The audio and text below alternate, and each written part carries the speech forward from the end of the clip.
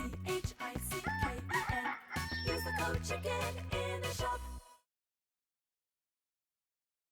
Hey guys, the chicken is here. We are back today with another Boom Beach video, and man, probably one of my most stressful days playing Warships, maybe ever.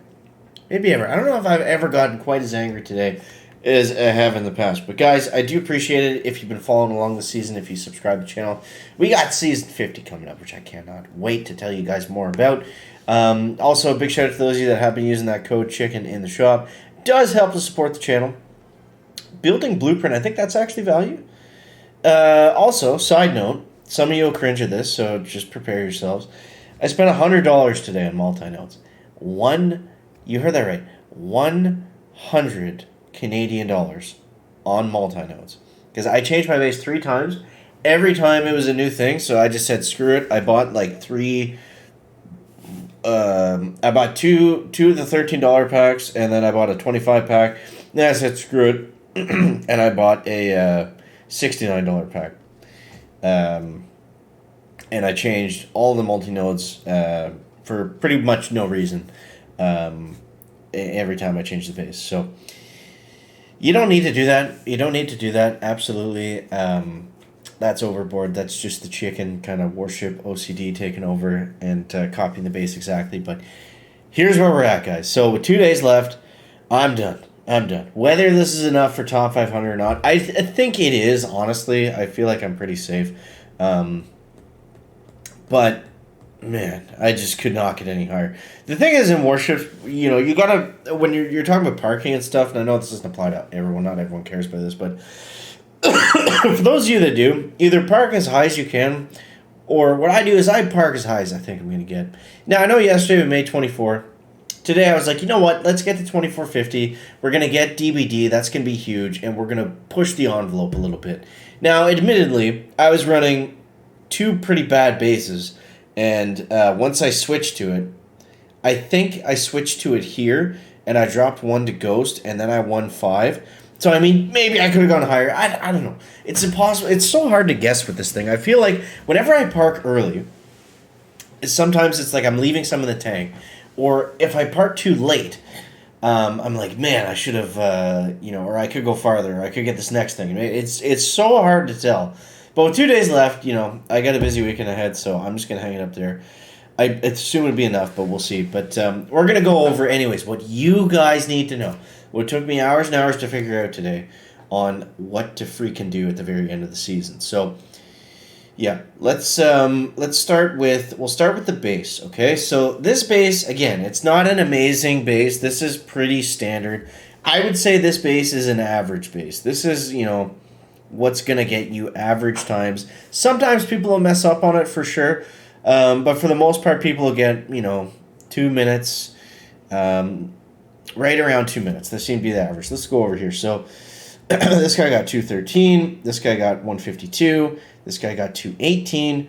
This guy fizzled randomly. And this guy got 129. So, I mean, it's literally all over the place. From a fizzle to a, what did the best guy get against it? 218. So, from a fizzle to almost a 220. That's just what this final meta was. Now, I'm not a huge fan of this season. I'll talk more about that in some upcoming videos, but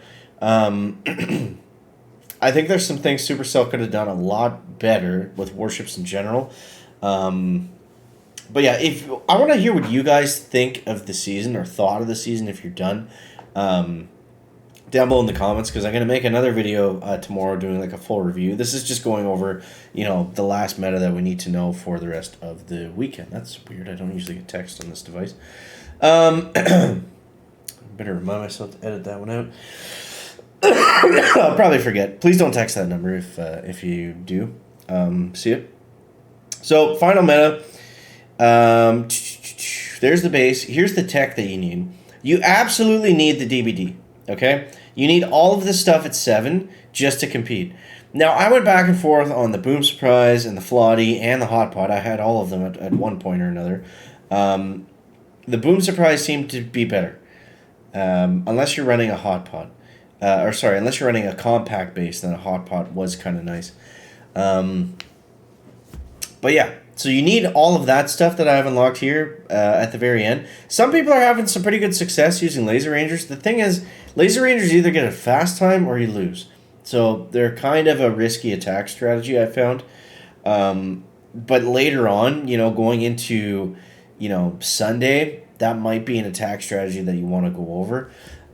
It's basically heavy chopper bombers, but you're throwing in a couple lasers and just kind of keeping them all together.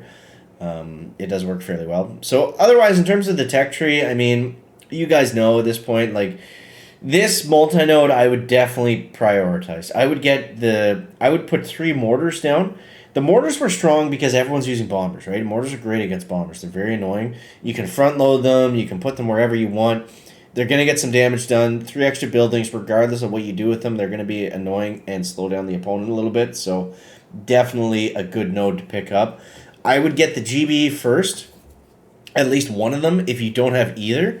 For me, I played the whole season at, I think, 50% GBE. I didn't grab any of them, which was kind of annoying. But, we did what we had to because we were a little bit behind in tech. So, yeah. Now, let's go over the attack, okay? Let's go over the attack. Now, let's go over... I mean, this was my best one, so let's watch this one first.